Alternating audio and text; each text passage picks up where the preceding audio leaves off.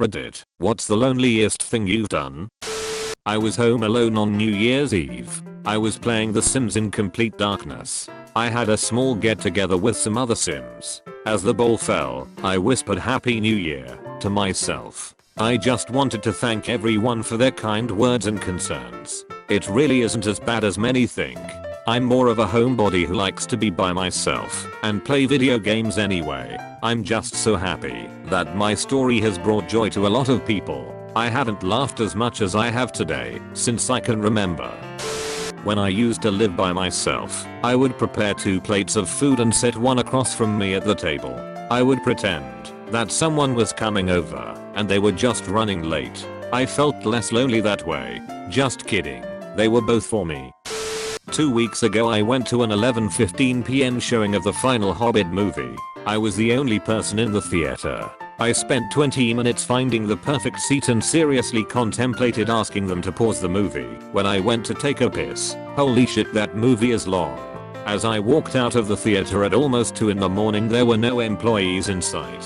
My car was the only one in the lot and a light snow had recently fallen and was completely unmolested. As I was about halfway to my car, I turned around to look at the theater and all the frontage and interior lights were off. It looked almost like it had been closed all along. TL. Doctor, guilt-free farts in a theater. I used to have a dog named Douglas.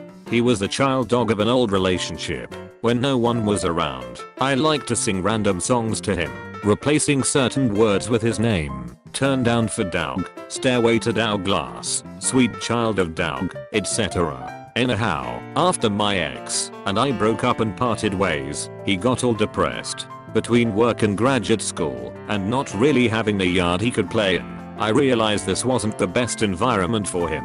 So, despite loving that dog more than most of the people in my life, I called my ex and decided to let her keep him.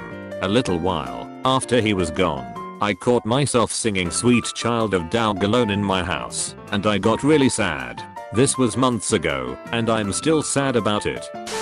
I once walked into Dairy Queen wanting a sundae, not knowing if I wanted a strawberry or chocolate. I was a little fat ass and got both. When the girl handed the sundaes to me, she asked if I wanted 1 spoon or 2. I told her, 2 please. It's not like they are both for me. She laughed. I went home and ate both sundaes. For me it was when I moved my fish from the kitchen into my living room for company.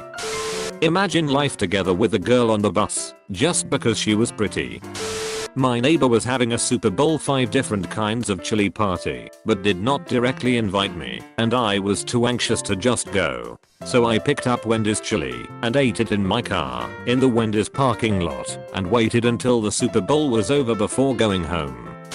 When I moved I had a lonely period where I hadn't had anyone to have a conversation with for around a year.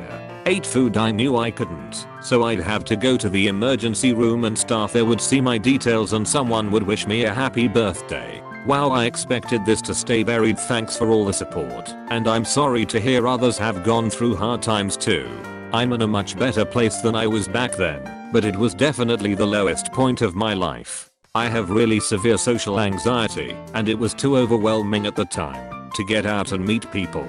For those asking, my birthday is December 17th. And thank you for the gold, kind strangers. Edit. Also thank you for all the birthday wishes. If anyone wants to let me know their birthdays, I'll be sure to write it down so I can return the birthday love. Feels good to know I share my birthday with awesome people too. When the delivery guy is dropping off my 2XLs and I have the TV on loud and I shout back from the door, "Get ready for pizza, guys." Oh, the shame. Lonely shame.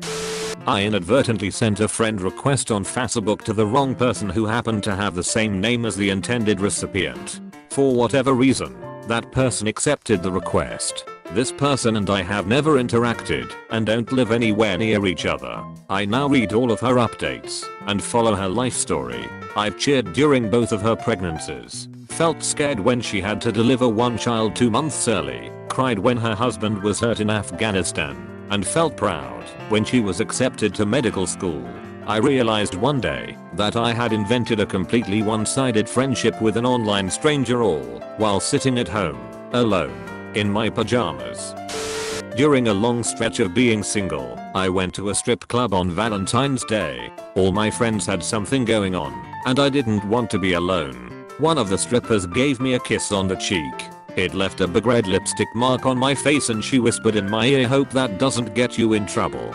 Yeah, right. If I had someone at home who cared about random lipstick on my face, do you think I would be at a strip club by myself on Valentine's Day? Ended up going home, getting blackout drunk by myself, and trash talked young kids on Call of Duty. I won 2 free movie plus drinks plus popcorn, and ended up watching 2 different movies one after the other. The ticket stub lady was looking at me like an Ebola patient. Selling our house after my wife died. Walking through the empty rooms the night before the closing was so sad and final. Create single player rules to a board game. As a kid, I used to sit quietly in my room with my temple to the door handle. I was so alone. I sat hoping my parents would open the door and just knock me out. They didn't open the door. I bought a TV dinner and a bottle of wine for dinner. The cashier at the store laughed at me when I was checking out because that is all I bought. My loneliest moment occurred about 2 years ago. It was during the summer and I had gotten 2 free tickets to go to the local Renaissance fair. I did the only thoughtful thing I could think of. I asked my girlfriend of several years if she wanted to go. She was a teacher and claimed that she was too busy preparing for the school year, so she kept stalling and gave me non-committal responses. I asked her if she wanted to go on Friday night. Saturday came and went. I asked again if she would be game to go for an hour or 2 on Sunday for something to do. They were free, so I didn't really care if we stayed for a short amount of time. She claimed again that she was too busy, even after I offered to come help her, and still didn't give me a firm answer. Sunday rolled around, and I asked again. She gave me the same routine. It was too short notice to invite anyone else, so I ended up going to the fair by myself. While I was walking up to the admission gate to get in, I saw a younger couple getting ready to pay for their tickets. I still had an extra ticket, so I gave it to the couple. They seemed genuinely happy. The situation ignited an intense feeling of sadness. I spent an hour or 2 wandering around the fair alone. I wasn't happy, and I knew it. Less than a week later, I was single by my own choosing. Planned my birthday a week before, and invited all my best friends to the mall to go eat and go bowling. I got there an hour early on the day and sat at our meeting spot. That's when I got the first text. "Sorry, dude, can't come. Happy birthday." Then slowly one by one they all messaged me about the same thing. I was so mad and almost cried. When I calmed down, I got Starbucks and went to watch The Fault in Our Stars. I came home hoping for a surprise party or something. Or maybe a dropped off gift. Nope, nothing. I would get upset and vent at Cleverbit because I didn't want to bother my friends with my troubles. Also, the only Christmas card I ever get in the mail is from State Farm. Whenever I get it, it makes me feel pathetic since the holidays already bring me down. They usually make me cry because my insurance company is the only entity that bothered to spend $0.35 to say Merry Christmas. That's usually the lowest point of the year because I'm usually drunk from Halloween to Valentine's Day. When I was in elementary school and high school, I was bullied horribly. When I was about 13, the kids in my class invited me over to go for milkshakes and fries to celebrate the first day of Christmas break.